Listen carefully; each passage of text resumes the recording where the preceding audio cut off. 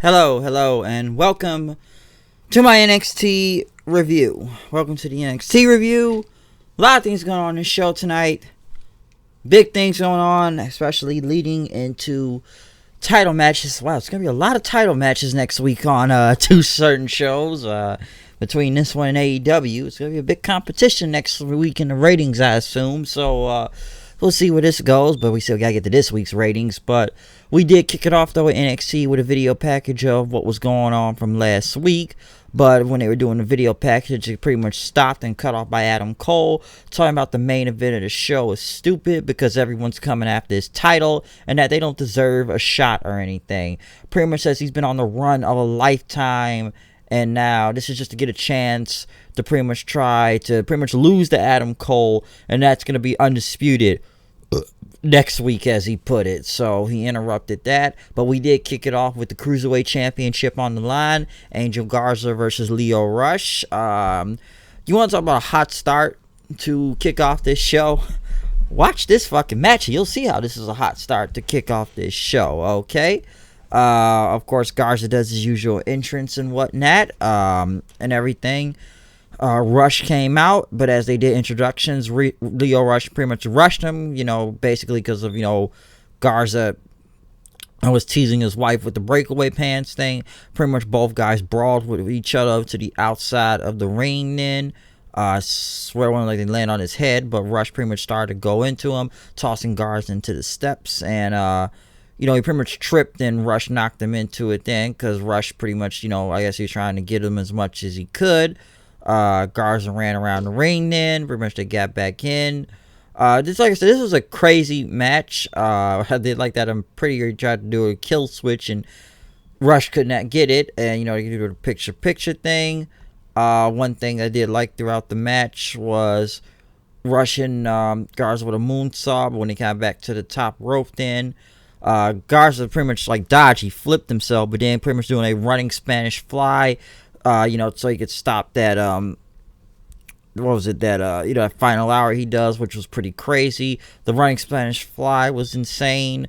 Pretty much both guys had got back up trying to hit each other. Next thing you know, Rush hit a roundhouse kick on him, and then Garza came back with a super kick. Both guys basically fell at the same time then, falling to the ground as they both tried to get up then. Rush got Garza up, and he pretty much hit him with his own wing clipper and whatnot, but Garza pretty much, blocked that stunner thing and whatnot and kind of got his own stunner. He was going to go for the electric chair, but Rush got out of there, hit a springboard stunner on him, which looked pretty cool. Hit the final hour, but as Rush went for the pin, Garza got outside, but, Garza's pants was still on, so Rush ended up pulling off his pants then.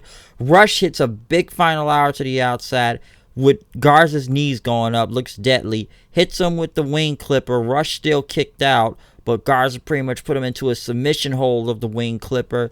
Lio Rush ended up tapping out, so a crazy match to kick off the show, all right? Very, very insane match, which, they both tore it down, okay? This could have been a takeover match, all I know, but this was just a fun match to watch between Garza and Lio Rush. Crowd was into it. Mauro Ranallo said that Garza was the first Mexican Cruiserweight champion. Kalisto? Because Kalisto was champion at one point. That does count. I'm not going to sit here and say he wasn't, so yeah, I don't know what the hell are they talking about. But I don't know. 205. I don't know. This title is whatever. But I don't think Garza was the first ever Mexican champion. So yeah, this was a crazy match to kick off the show. I didn't expect Garza to win, to be honest. I really didn't expect that happening. I kind of think Rush was going to retain, but then I saw what happened during the commercial break they put out. Okay, well, I guess he proposed to his girl because he was talking about, he thanked the fans and talked about NXT and whatnot, but he brought in his girlfriend and proposed to her. So did this guy just turn face? Wasn't he a heel?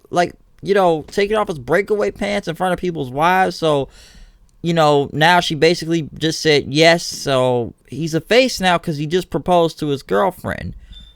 And this guy comes out to the ring and random women kiss him on the cheek. So he can't do that anymore, I guess, now since he's getting married now. So he proposed. So he was a heel, but now he turned face. And I don't, like, did they really need to show that? I know it wasn't on TV. It was during commercial. But I guess they just turned Garza Jr. face. I don't know where Leo Rush comes from this unless he's getting a rematch for the championship. But very strange how they kind of did that whole thing. I don't know. Something about that was just kind of strange. Like, wait, this guy's a heel, so he's basically a face now, right? Balor had a promo. Just moving on from this now. Talking about the number one contenders match, saying that Keith Lee's only been relevant for about 3 weeks. I was NXT champion for over a year, basically. And that, Ciampa is going to get stumped out and everything and stuff because, Balor says, listen, I've been NXT champion. I've been Intercontinental champion. I was the first Universal champion. And now he's going to become a 2-time NXT champion because, guys like Ciampa who's going around calling the belt Goldie and whatnot is just not, working and everything. So he's going to get snuffed out like he did again. Raul Mendoza came out. He was supposed to go against Cameron Grimes, Trevor Lee out there. Because they show Kushida getting beat up by, I guess, Lee in the locker room at one point. Basically, it's not a bad match. It was pretty quick. Kushida pretty much came out and looked on. Grimes got distracted then. Pretty much, Lee had caught him. He was going to put Mendoza into a, what was it? He caught it like he was going for a belly-to-belly or something like that. But Mendoza pretty much rolled him up for the win.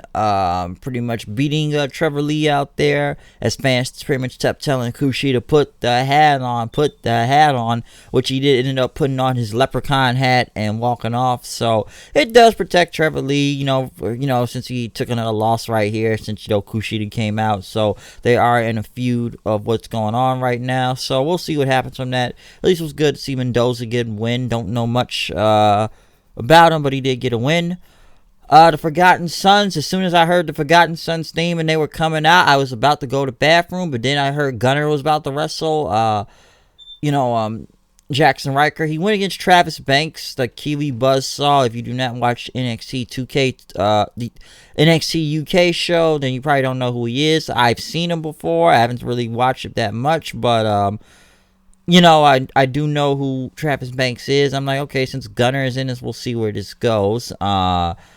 This match wasn't bad. Good on Ronaldo. I guess he did a shout out to Liger, since he, still only a month left to Wrestle Kingdom, man. His career's winding down. But moving on from that. Riker, though, I don't know how he made Travis Banks' eye bleed out there. I think it's when he did that suicide dive, but Banks ended up hitting, Riker with the slice of heaven kick for the win. Not pretty much a quick match, really. I wish they do more with Gunner and make him a single star because those other two guys are holding him down right now, which is not working. And they're keeping him back in a way because this Forgotten Son shit is not over and it's not good. That's why I didn't care about it last week when they just beat up some job guys. Who gives a shit? I like Gunner, but I don't think he should be losing this many times, though, in a way, especially that kind of quick at this point. I don't know where this thing is. It's supposed to be like a Worlds Collide thing event coming up. I don't know, but maybe they're just bringing more UK guys onto the main show to see where this goes. So I guess we'll see what happens from that. Mia Yim cut a promo talking about Dakota Kai is going to pay. Mia Yim did come out, though. Dakota Kai, still holding that, that brace out there. Some people think she looks like Ciampa, almost carrying like a crutch and everything, since she has the new look in the black jacket and music and whatnot. Pretty much both women pretty much started brawling with each other out there, and everything. Pretty much, this was a crazy match and whatnot. Like, I don't want to say crazy match. What am I talking about? But this was basically a brawl out there. It was pretty good for what it was at the time being. Ended up with, Yim had pretty much took Kai with the, was it the protect your neck, was the eat the feet or whatnot. And Dakota Kai was going to, try to get the knee brace and everything. Referee took it away. Dakota Kai pretty much, unwrapped the turnbuckle in. Mia Yim pulled her away, but she pretty much reversed it and knocked Mia Yim back in her face and pretty much got the pinfall for the win. But Mia Yim got back up, beat the hell out of Dakota Kai, threw her out into the crowd. pretty much set up some tables. Then this is going to be a hard bump right here. But threw her to the top of the production and everything. Did a back body drop, which they ended up going through one table. I sort of wanted Ted to hit the other table, but it looked pretty brutal and nasty. Once again, Dakota Kai is supposed to be a top heel, but she's getting her ass kicked again out here. I know she won a match, but still got her ass kicked, and me and Yim ended up getting up. But I don't know, one of these women looked like they could really hurt their neck right there, because it looked like they had landed on the table. It was pretty brutal, so that was a tough spot to look at, especially going over one table though. They went to Keith Lee video, pretty much talking about, how he's taking advantage of this opportunity, that he helped champion everything, but he's going to beat him. That was War Games. And Balor wants to talk about the industry is watching him, but both of these guys are going to bask in his glory. Breezango, of course, now they're doctors this time, stripper doctors, I don't know. They went against the Singh brothers. God, I forgot they were attacked. Last time I saw them, they were just doing 24/7 stuff on Monday Night Raw, and they say Bali, Bali, Bali a lot. I got not much to say about this tag match, really. It's just Breezango winning. I will say one thing. Fandango there ended up hitting a very sick power bomb on one of the Singh brothers there, and they're killing them. Another one got hit with a wheelbarrow elbow to the outside of the ring. Basically, Fandango hit his leg drop on one of the Singh brothers for the win. So, match was kind of there to be there. I guess the Singh brothers on NXT now. I don't know, but I guess they are. They showed a video package of Shayna Baszler working on her muscle car, because, she's working on her dad's cars for years. Now everybody wants to be a Tesla and do all the fancy moves. She wants to get down, pretty much to the gritty of what like a muscle car and whatnot. She's just there to win the belt, and that Rhea Ripley's just a flash in the pan right now. Let's go through the list. All these flavor of the months, from Io Shirai to Candice LeRae to Ember Moon, who was the first one she defeated for the title, to Mia Yim, to Bianca Belair. Basically, Shayna Baszler is beating damn near everybody in the NXT women's division. And they also had a video package for Rhea Ripley also, and whatnot. She had a radio show and talked about how she trained, in Australia and everything. Pretty much trained to become a wrestler as she got to the Mae Young Classic. The first year she was in the second year. And then won the NXT UK Women's Championship, winning a Survivor Series and War Games, and whatnot. And that's the next thing to do is to take the belt from Baszler next week. So good video packages from both women out there, from Baszler's dominant force all the way up now in Survivor Series, being Bayley and Becky, and Rhea Ripley's pretty much rising star right now also. So a good video package. Bianca Belair went against Kaden Carter, formerly known as Lacey Lane. I don't know why they changed that girl's name. Not a bad match. They let Lacey Lane also get a lot of offense, unless they're trying to make her into something now, especially going against Bianca Belair. Bianca Belair did win with the KOD. I don't know what they got Bianca Belair doing right now, to be honest. It wasn't a bad match or anything and whatnot. I just don't know what they're doing with this girl right now, because I don't know, man. I will say something about Bianca Belair. I feel like she's been a little bit lost in the shuffle. I know she's in War Games, but I felt like, I'm not saying she was non-existent throughout the whole thing, but she was just there to be in the group, to fight in War Games and whatnot, because not really going for any title matches right now, so they just kind of had her in a match just to be in a match. So I don't know what they got doing with Bianca Belair right now. I honestly don't know. Can't put her in the title contention unless she's going to be in a feud with somebody, so I have no clue what they're doing with her. Adam Cole came out to watch the main event as he was on top of the podium. Of course, they show it was I will say when Ciampa came out, he kind of had a video thing going on saying Goldie, this is for you. Listen, this wasn't a bad triple threat and everything. This was good, but I'm sure a lot of people are going to be pissed on what I'm about to say, and I'm sure a lot are going to say this right now. Why is Keith Lee being the one getting pinned? Because he had a spirit bomb on Ciampa. Finn Balor comes in with the coup de grace for the win. So, because Keith Lee's been on a roll lately, I'm sure people say, he's not going to take the pinfall like they've done in the past. But what does he do that takes the pinfall? And I'm sure I know people that are going to be pissed at that of him taking the pinfall, because I should have figured they weren't going to pin Ciampa out there. And I don't think they want to rush Keith Lee too early right now for the championship. So I guess send Balor in. Not a bad match, though, of course. So, it was pretty good for what I thought was for the triple threat, and the crowd was into it. But Balor getting the win now. It's going to be a heel versus heel next week with Adam Cole versus Balor. Balor holding up the gun signs with the rest of the Undisputed Era come out watching. So yes, folks, we have two former Bullet Club members fighting each other next week for the NXT title. One was the original leader to the Bullet Club. I think the other one, I think Cole was like the Ring of Honor leader of the Bullet Club, if I'm not mistaken. So yeah, two former Bullet Clubs will face each other next week. So yeah. But Keith Lee, I kind of expected to win, but I guess they want to save Keith Lee for a later day, especially maybe a takeover for a title shot instead of pinning him right now. They probably could have pinned Ciampa, but they don't want to pin Ciampa. I figured that. But yeah, Balor versus Cole next week. So a lot of title matches going on next week when it comes to AEW and NXT. Both got two title matches going on next week. I don't know who's going to be better, but I guess we'll find out and see about NXT tonight. I'm going to roll from here. I'll see you guys later. Peace out. So, yeah, comment, subscribe.